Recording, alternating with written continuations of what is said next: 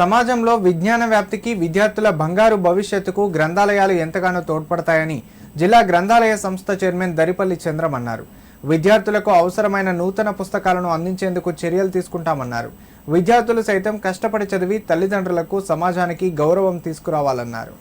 సిద్దిపేట జిల్లా Dubbaka municipality Dharmajipet ward కార్యాలయంలో శ్రీ స్వామి సమర్థ ఆశ్రమం సారథ్యంలో ఏర్పాటు చేయనున్న నూతన గ్రంథాలయానికి సంబంధించి వివరాలను గ్రంథాలయ సంస్థ చైర్మన్ దరిపల్లి చంద్రం అడిగి తెలుసుకున్నారు. అనంతరం జడ్పీహెచ్ఎస్ ధర్మాజిపేట పాఠశాలను సందర్శించి విద్యార్థులతో మాట్లాడారు. విద్యార్థుల మధ్యాహ్న భోజనాన్ని పరిశీలించి నాణ్యమైన భోజనం అందించాలని సూచించారు. అనంతరం లచ్చపేట గ్రంథాలయాన్ని సందర్శించి రికార్డులను పరిశీలించారు. గ్రంథాలయానికి అవసరమైన పుస్తకాలను మరో వారం రోజుల్లో పంపించేందుకు చర్యలు తీసుకుంటామన్నారు. దుబ్బాక లచ్చపేట గ్రంథాలయాల అభివృద్ధికి తన వంతు కృషి చేస్తానని తెలిపారు. ఆయన వెంట వార్డు కౌన్సిలర్లు శోభారాణి విష్ణువర్ధన్ రెడ్డి, బడుగు రాజు, నందాల శ్రీకాంత్, సాయి కుమార్ గౌడ్, పాఠశాల గెజిటెడ్ హెచ్ఎం రవీందర్ రెడ్డి పాల్గొన్నారు. దుబ్బాక కాన్స్టిట్యున్సీలో దుబ్బాక మున్సిపాలిటీలో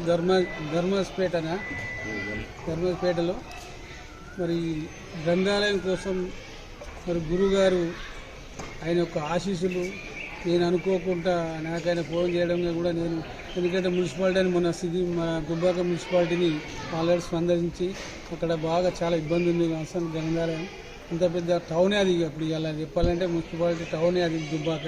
ఆ టౌన్లోనే చాలా ఇబ్బంది ఉన్న స్థలం కాబట్టి ఆడ స్థలం ఇచ్చారు, కానీ ఆనాడు చింతలు ఈనాడు వరకు కూడా దానికి ఎలాంటి ఆదాయం చేయలేదు. కాబట్టి ఇలా కాంగ్రెస్ ప్రభుత్వం నుండి గౌరవ ముఖ్యమంత్రి గారికి నేను కోరుకుంటా దుబ్బాక కాన్స్టిట్యున్సీకి ఖచ్చితంగా మరి గ్రంథాలయాన్ని స్పెషల్గా అన్న సార్ మరి చేయాలని చెప్పి నేను కూడా ఒక లెటర్ తయారు చేస్తున్నా.